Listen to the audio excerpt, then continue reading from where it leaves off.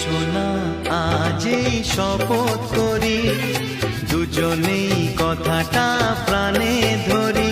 কোনদিন কাউকে এই মন তোমাকে ছাড়া ভালোবাসবে না।